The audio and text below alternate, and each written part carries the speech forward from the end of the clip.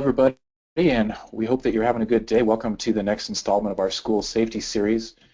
During these webinars, we've been focusing a lot on important topics to help you prepare to avoid emergencies and disasters in the first place and what to do in the first few moments when something does happen.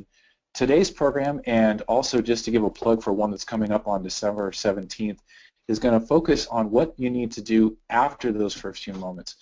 One of the other services that Joffe provides to clients is business continuity, and we're going to be talking with you all today about business continuity in the context of the school environment. And sometimes when people hear this term business continuity, they tend to think of it from a technological standpoint, especially an IT standpoint, but also just kind of systems and the back-end stuff. And the reality is that business continuity for schools, for businesses, for nonprofits, and frankly even for individuals, the core things are the same. And at the end of the day, what it boils down to is, okay, you've survived the first few moments of an event. Now, how are you going to keep your organization, whatever it happens to be, and of course we're going to focus on schools, how are you going to keep everybody moving forward so that you can continue to deliver your services, in this case, education to students?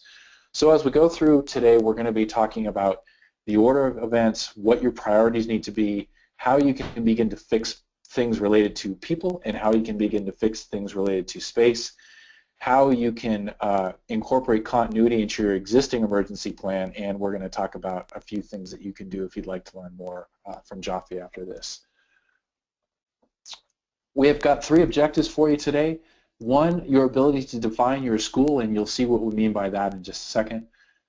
We're going to ask you to be thinking how you can identify up to 3 alternate locations from which you can actually operate your school.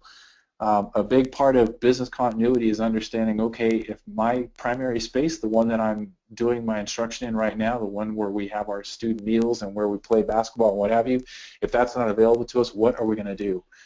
And then we're also going to talk about the evolution of an emergency, sort of moving from the initial, oh my gosh, something's happened, to, hey, we got through the first part of it, to now what we're going to do, all the way to, hey, we got all the way through the long term, we've got a long-term plan in place, and then how are we going to learn from this and come full cycle. I want to remind you all that at the end of the day, your safety, that of your students, takes priority. And while we're going to be talking about things related to prioritizing systems and prioritizing locations and what have you, your first priority always, always, always is your safety and that of your students, because if you're not safe and your students aren't safe, then really everything else doesn't matter. So as you're thinking about continuity, as you continue to think about preparation for emergencies, keep in the back of your head that your personal safety and that of your students is the thing that you always want to keep at the forefront of your mind. A question that you can ask yourself, if you haven't already asked yourself this, is do you have an emergency plan? Do you have a continuity plan? And do you have an emergency communications plan?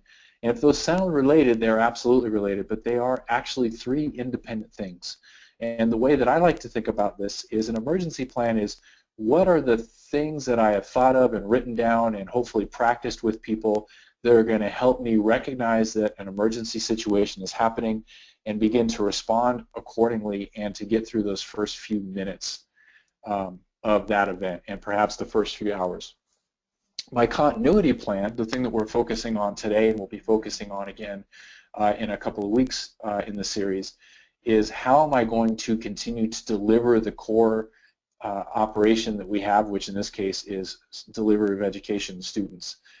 And my emergency communications plan, how am I going to let people within my community, in other words, my internal communication, and outside of my community, my external communication, how am I going to let them know what has happened, what we're doing about it, and what we're going to expect to happen as a result of our actions.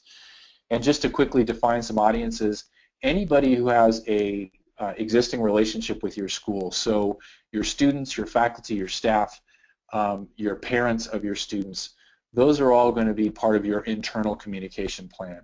And folks who have some relationship to your school, such as your neighbors, vendors that you do business with, people who are just curious about what's happened, those are going to typically be part of your external communications, but that all is wrapped up in your emergency communications plan.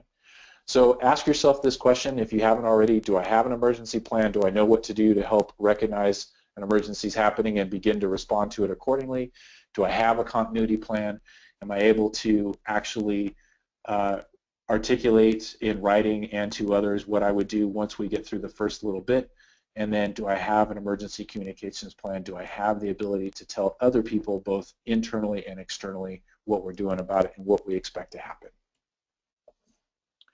So let's just use as an example, Joffe is a California-based company, and so we use earthquakes as one likely natural occurrence that could happen. So if the ground started shaking right now, where you were located, ask yourself, what are you going to do for the first 15 seconds, the first 15 minutes, the first 15 hours, 15 days, 15 weeks, 15 months? And the way that I really look at this is the 15 seconds, minutes, and hours, that's really our emergency plan. The 15 days, weeks, and months, that's where we're getting into our continuity plan. So that's a way that you can break this up. Really that immediate response and then our okay, now what response. So first 15 seconds, 15 minutes, 15 hours, that's our emergency plan. 15 days, 15 weeks, 15 months, that's our continuity plan. So if the ground starts shaking, what are we going to do for each one of those time periods? I'm going to go back here for just a second. And just so you know, and we'll cover this more as we go through with the presentation, the first 15 seconds is you're simply going to react. You're going to, if it's an actual earthquake, you're going to drop cover and hold on until the ground starts shaking. And once it's finished shaking, in those first 15 minutes, you're going to safely evacuate once the ground has stopped shaking. You're going to begin to take attendance. You're going to begin to activate your emergency teams, your first aid team, your search and rescue team, your attendance team, your communications operation. You're going to start thinking about what we're going to do once we get past these first 15 minutes. Your first 15 hours, that is going to include things like how are we going to get people home? How are we going to arrange for pickup of our students? How are we going to let people know whether we have to stay on campus or not? And then 15 days, okay, how are we going to begin to continue to deliver education? 15 weeks, 15 months, and this is especially true if we can't stay in our original location. So let's, before we go any further, let's take a moment and define what makes your school a school. And on the one hand, this may seem like a very obvious thing, but I find that this is a really useful exercise to go through. Because when we talk about what makes a school, we tend to actually think of the systems. We think of the buildings. We think of the playgrounds. We think of things like that. And of course, your buildings and what goes inside of your building are a key part of what makes your school a school. But really, if you think about it, what makes your school a school is your students and what they learn and how you teach them and all the people who work there to help make that happen. So when you think about defining your school, think about the bricks and mortar, think about the infrastructure, think about your technology. How is it that you deliver your education? How is it that you communicate with each other? That includes your phone systems, that includes your internet system, that includes your HVAC, your heating and your air conditioning. Your community, how do you find your community as a school? That includes the people who are going to school there, the people teaching, the people supporting, and again, going back to our parents and all those sorts of folks. If you have somebody who comes in and brings lunch for your students every day, you've got a food service vendor, that's a part of that community. Your students are clearly a primary part of what defines your school, and then really anything else. And once you've taken the time to think about that in a more global way, then you also want to begin to think, how am I going to prioritize who needs what attention and how soon do they need it? So when it comes to continuity of operations or business operations, you need to prioritize. And it starts with safety. Then it includes the things, the stuff that you need, your critical functions. In other words, there's a lot of things that in any organization or even in our personal lives that we do that I'd call our sort of creature comforts and like to have, and my life is better because of it, but the fact is if I didn't have this, I could still go on. So my critical functions are really those things that I absolutely have to have in order to function as a entity, in this case as a school. And I think that you will find that you will start when you begin to define your critical functions that at first it seems like a very long list, but quite frankly, it's probably a much shorter list than you think, and it absolutely has to be those things that, hey, if one of these things isn't happening, we actually don't exist. Your continuity of your daily operations, once we've identified what those critical functions are, how are we going to make sure that we're able to continue to carry those out? And then also the continuity of your mission. It's important to remember that your particular approach to teaching students is unique to who you are as a school community. And I'm sure that each one of you has a school mission statement. If you haven't looked at that in a while, I'd encourage you to do so. And keep that in the forefront of your mind when you're developing your continuity plan or having us help you develop your continuity plan. Because for some people, there might be some mission-centric things that if they can't do it, even if they could deliver an education, they would decide that it isn't the education that they want to deliver to their students. So that's an important piece of it as well. All right, so let's come back to these first 15 seconds, minutes, hours, days, weeks, months. So as I mentioned it before, the first 15 seconds, or in this case until the ground starts shaking, again, we're using an earthquake as an example emergency. You could put a tornado in here. You could put a other sort of large-scale event that affects your area directly. But really insert any emergency, whether it's man-made or natural, and you can use the same timeline effectively. So in this particular case, since we're talking about what would happen during an earthquake, for the first 15 seconds or until that ground stops shaking, your personal safety is number one. That's it, and that of your students. So you're going to drop, cover, and hold on no matter where you are, whether you're in a classroom or an office, or sometimes people ask, hey, if I'm outside on the playground, what should I do?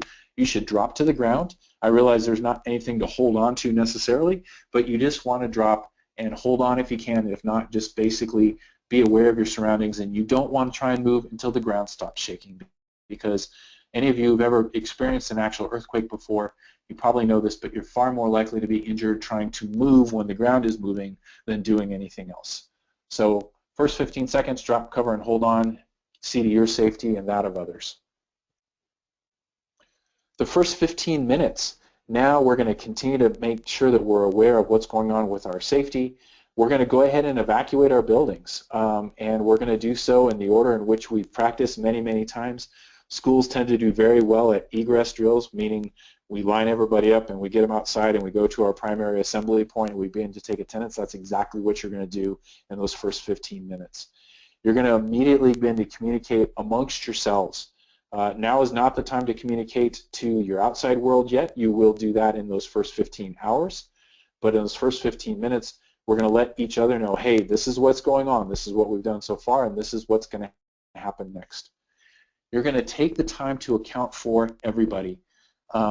We find in our work with schools that they tend to be excellent at accounting for students and pretty good at accounting for faculty and staff, and oftentimes they don't account for visitors at all. They don't even realize they need to account for vendors.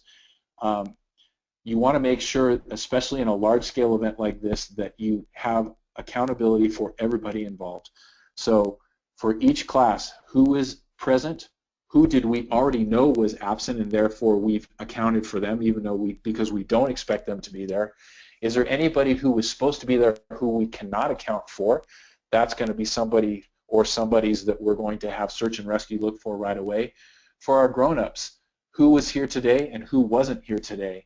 And just a real quick tip, one way to help do that, since you don't take attendance for grown-ups the way you do for students, have a sign-in, sign-out sheet for your faculty and staff and insist that they use it, because that way the goal here is always that if I know where you are, whether it's on campus or off campus, then I don't have to try and find you. But if I don't know where you are, then I have to try and find you.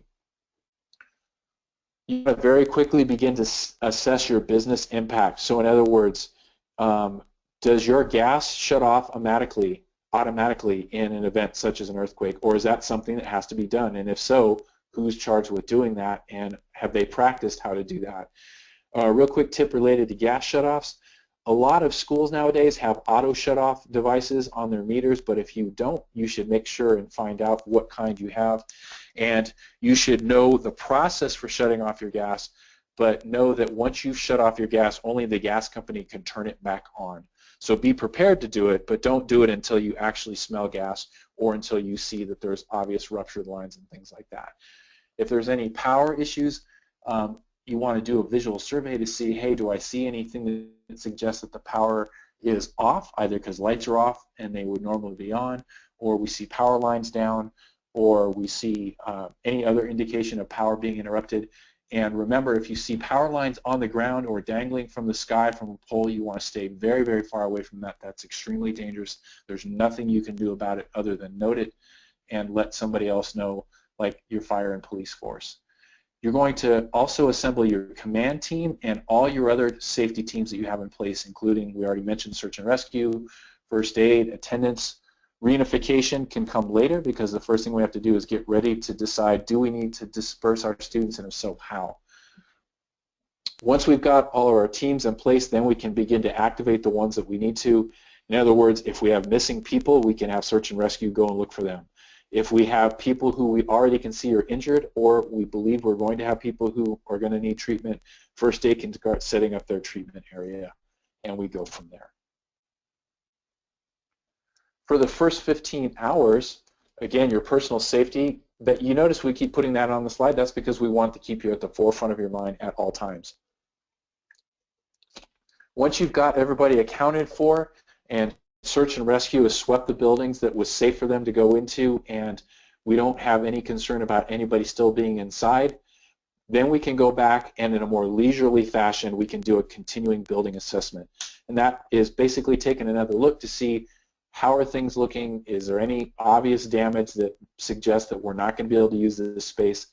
Remember, you guys aren't certified civil engineers or anything like that. You're not part of your city or your community's building safety team, so you're really doing what I call a drive-by assessment. You're going to take a look and see, does the integrity of my building seem to be safe enough for me to walk inside, and if it is, okay. And if I have any doubt whatsoever, I'm just going to note the outside damage and then move on from there. But that secondary assessment is really sort of, in those first few moments, we're really concerned about finding people and getting them out. Now we're going to say, I thought maybe I saw something when it went by last time. Now's my chance to go ahead and take a look at that. I'm also about halfway through this first 15 hours. By then, you should have a pretty good idea whether one of two things is true.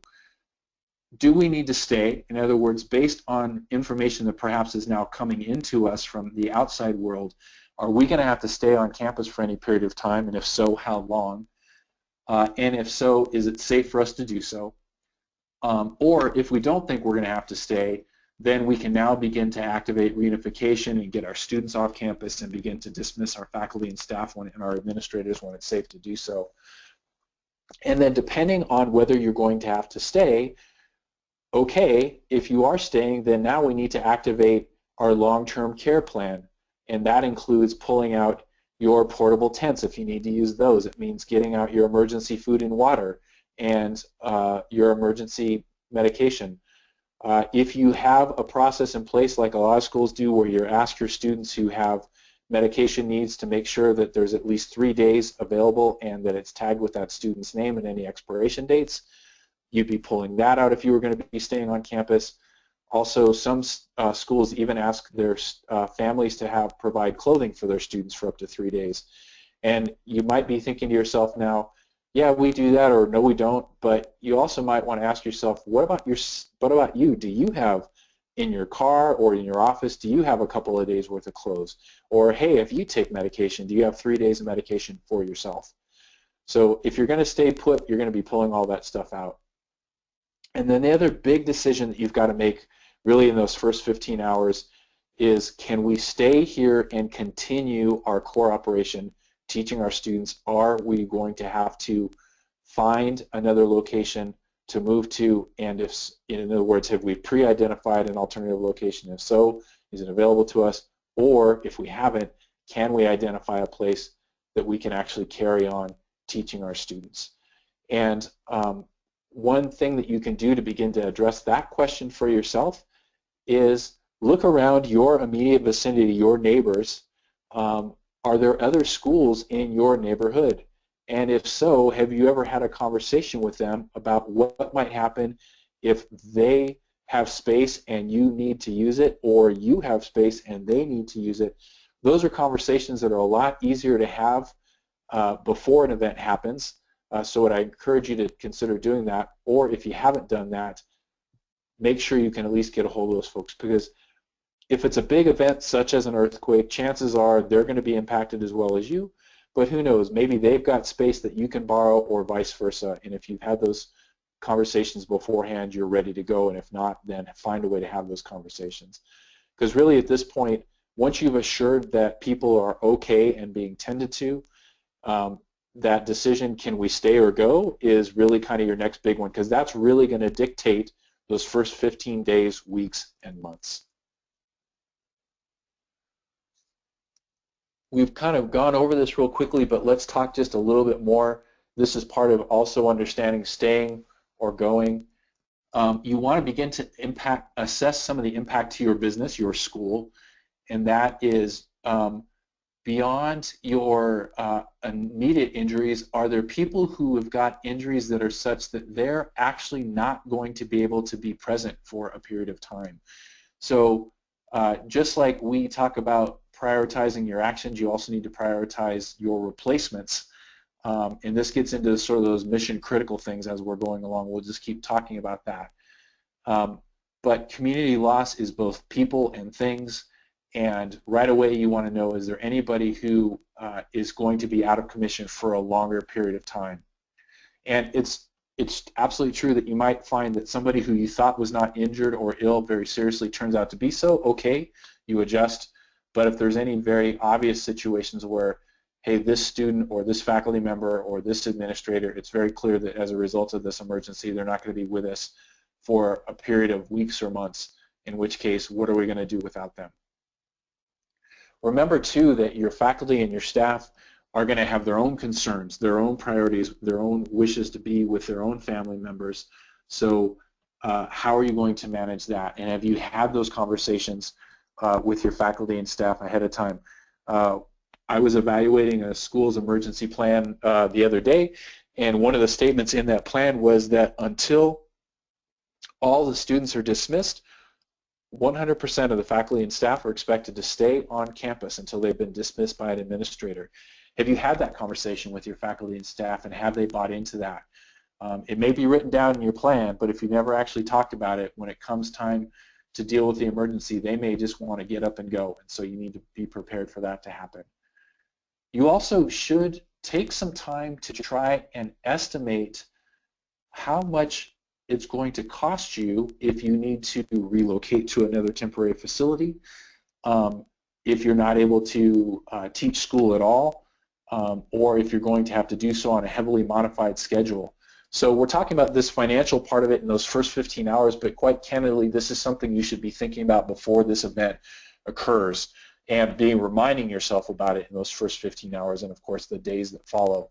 But if you've never tried to calculate what would it cost us if we couldn't teach school for a period of days or weeks, then you really want to try and wrap your head around what that might mean for you in terms of lost revenue, because we spend most of our time with schools talking about the fact that we're in education, delivery, and that's what we do. But the fact is, especially if you're an independent school, you're a business too, and your revenue is the tuition that you bring in and any other auxiliary revenue. And if you're not able to teach class, then chances are your parents are probably not going to pay for that to happen. So what are you going to do if you can't teach your students?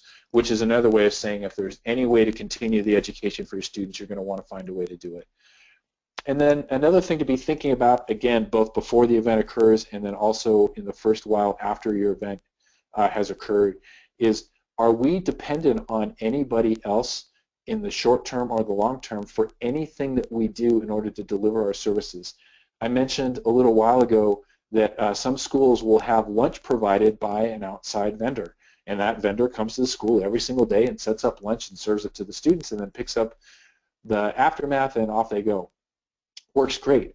Well, what if they couldn't be there? Or what if their business has been impacted by this same event? What if you have a routine delivery of any other types of good or service? You need to ask yourself the question, what happens if we can't get access to that, and are there any alternatives, yes or no? If the answer is yes, then have that as your backup. If the answer is no, then if that's the answer, then you need to think, okay, what are we going to do instead? So moving kind of into those days after the event, you're going to continue to manage the impact to your business, to your school, and that again includes your community loss, either things or people, your financial, your operations, the building, your supply chain, and now also the public relations aspect of it. We talked at the start of the webinar about the fact that we've got both an internal audience and an external audience. You want to make sure that you have a plan in place for both of those, and not just an initial plan, but an ongoing plan. You've probably all experienced what I'd call the smaller scale emergency, where you quickly figured out how much people wanted to know and how quickly. Take that and magnify it by the number of people and the frequency of request, and if it's a bigger emergency or a regional event such as our simulated earthquake, then you should have a good idea for how well you need to be prepared.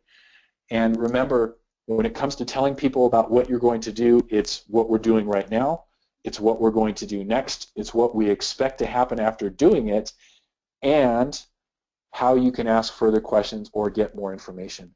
Because where people tend to get very, very nervous following events, the initial nervousness and anxiety is around, is everybody okay? And then the next level is, are you going to still be able to do what you told me you were going to be able to do before? And if so, how? And finally, what if I have questions? And so in your emergency communication plan, as a part of your continuity efforts, if you can have a game plan for how you're going to let people know your initial response, your next term response, your long-term response, not only what you're going to do, but what you actually expect to occur, and then how they can continue to get information from them, you're going to be far ahead of schools that have not done that. In the first 15 weeks, which sounds like a long time, and on the one hand it absolutely is, but you all know how fast a semester can go. In the first 15 weeks, you're going to want to make sure that you have resolved any issues related to people who you've lost for this longer period of time. You want to make sure that if you have lingering issues related to your physical plant, let's say that you were able to stay where you were, but there were parts of your campus that you couldn't use. In those first 15 weeks, you want to make sure you've resolved how you're going to fix those things. Or if you've had to move to a temporary facility, you want to make sure that as quickly as possible it's functioning for the remainder of those 15 weeks. Because one of the things you want to ask yourself is, okay, maybe the facility is not usable tomorrow, but if it's going to be usable in a week, then chances are we want to make it usable and then bring everybody back and adjust our school year a little bit. But if it's not going to be usable for weeks, that's when you're really thinking about an alternative location for your delivery of services. And once you've been there, you're probably going to plan to be there for really the balance of the semester, however long it occurs. Or let's say this is happening right at the end of the semester, then it could be well into the next semester. In other words, ask yourself, what are our obvious points in the school year where we have breaks where if we needed to relocate again, we could do that with a minimum interruption to instruction. And then in those first 15 weeks, we're going to continue to manage the financial and operations impact to things. And we're also going to make sure that if we made temporary arrangements for, again, a different lunch service to come in or a different delivery of supplies, something as mundane as the paper for your printers. Do you have enough on campus that you get through the first several days, but you realize that, you order paper for your printers once a semester? Then project out, hey, what if we can't get that mid-semester delivery? What are we going to do? And you're going to continue to talk about your internal and external communication to people. The first 15 months, now we've kind of moved into our longer range forecast. You're going to rebuild, and that includes emotionally. You're going to want to make sure that, basically a different way of putting it is, you're going to survive the event, and then you are going to revive your circumstances, and then you're going to thrive into the future. So those first 15 months are about reviving and striving, and so you get through the initial part, which is surviving, then you're going to revive, and then you're going to strive, and you're going to grow and move forward. So those first 15 months, that's really what we're talking about today, is projecting out those first 15 months. 15 months from now, what is this going to look like? We got through all the initial stuff. We're able to stay on campus. Some of the buildings weren't usable. We started rebuilding these. We kept teaching everybody for the remainder of the academic year. But that goodwill that people, everyone banded together, they started getting a little cranky 15 weeks into this. What is 15 months going to look like this, or basically more than a year from now? Do we have a plan for that, and what would that look like? So now let's circle back a little bit and kind of look at this from one angle. So we kind of timeline it all the way out. Now let's just loop back and look at it again. So in terms of manning community loss, you want to make sure that the first thing is that basically you just have a safe area for everybody to be. Your urgent things is, do we have our basic necessities? And our quick things is, now what are we going to do? And then what can we do in advance when it comes to community loss? Basically make sure that you have the resources you need in order to activate these. And this goes back to all of our safety teams. And then you practice them. And then what do you do when something actually happens? Well, you just do it. It's like what Nike says, you just do it. For your physical plant, your emergent needs are to assess, hey, are our buildings standing? Our urgent needs are understanding what damage might exist, if any. And our quick goal is, can we relocate and resume operations, or do we just stay? And what do you do in advance? You basically make sure that you know how to assess your physical plant. In other words, you get some experience looking at things and understanding what you want to be aware of. It goes back to that very simple thing, hey, do we know shut off the gas? And then it gets more complicated in terms of where are we storing our emergency supplies? And are they in a place that if that space becomes unusable, can we actually still get to our emergency supplies? So in other words, should we have a secondary spot? And it includes things like, where's our technology, our servers, or where are those located, and where are all our internet things located, and do we know how to get to them, and are they in a reasonably safe place? And then we practice getting to that and evaluating that, and then again, when the event actually happens, then you just go in and assess and make decisions based on that. Space and property, what are we going to do? We've talked about, can we stay on campus or not? And I can tell you that your goal should absolutely be to stay exactly where you are if it is at all feasible. Relocating to a temporary space is possible. It's not easy. People like to be where they know or where they're comfortable. So your first goal in both your planning and your infrastructure decision should be, picture what it would like if we lost this building, but we had this building still. Can we still do what we're doing? And most schools have multiple buildings on their campus, and so think about how you could repurpose the gymnasium so that it's not a gym anymore. Maybe we have to put our sports teams on hiatus, and maybe we even have to think of alternatives for physical education. But we can actually turn this into a large learning environment. Think about the fact that you may have to take let's say you have 3 sections of your 6th grade class. What if we had to teach one section of 6th grade because we had to teach in a group space? Those are some things you want to look at. Now, if for some reason you can't stay on campus, you want to be thinking about, is there any other way to deliver our educational system at all? And that's really where you start with a space in terms of its physical size, and then you move into what type of a business is it, and can we do this for free, or we're going to have to rent from them? Is there a way that you can deliver education from a distance environment? Let's say you move to a hybrid situation where you go to a shared location once or twice a week and you have some shared education, and then people have work that they do at home, and then they check in either remotely or again at that later point in the week or the following week. So is there a hybrid? We work at a location and then we work independently and then we come back and discuss it. And then we've already talked about partnering with other schools in your area. Or perhaps you're part of a school system where you have a shared mission and you can, but you're not immediately next to each other. Is there a way to take advantage of that? So one of your homeworks now that I have for you is to identify in your own mind and have this conversation with your school, what are several alternate locations we can go to where we can deliver our educational experience to our students. And this is a great place where you can consider engaging your parent community too. Parents come from all walks of life, and that includes people who work for organizations that have large physical space. That includes people who have relationships because they sell a service to places that have large physical spaces. You might want to talk to your parents about possible places where that education could be delivered besides your own personal campus. and also talk to them now about what it would be like to have students doing some work from home and then meeting on a less frequent basis. And then I've got one more question for you here, and that is, who at your school is responsible for all this? If you're listening in today, my guess is that you are responsible for at least some of this. But who else is responsible for both your emergency and your continuity planning? Is there somebody in the business office? Do you have a nurse, and are they responsible for this? Is there somebody in the headmaster's office or the head of school's office or the principal's office or whatever you designate that person to be? Do they have a role to play? Is your safety committee charged not just with emergency planning but also continuity planning?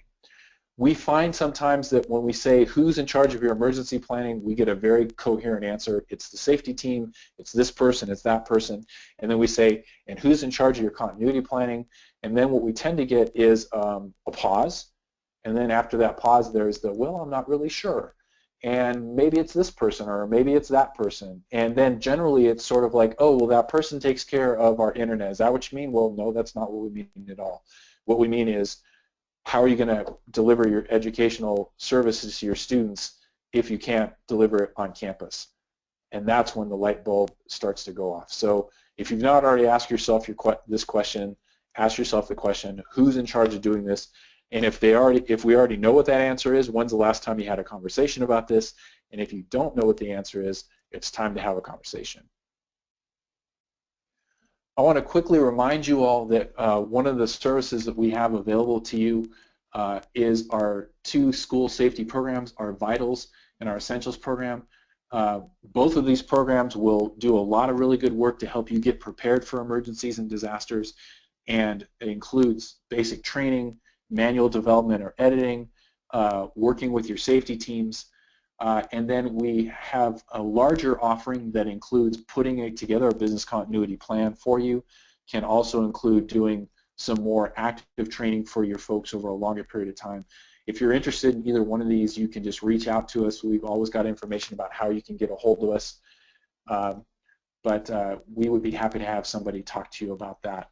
And related to that, if you would like to have us come out and do a school safety assessment, we are happy to do so. You just need to give us a shout.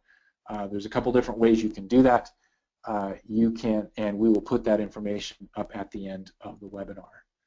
I want to thank you for joining us today. We're very pleased to have your time and attention as a part of the School Safety Series, and I hope that you found this to be helpful. And tune in again on December 17th when we're going to continue the discussion of business continuity, including some ways that you can begin to address those alternative delivery spaces and services.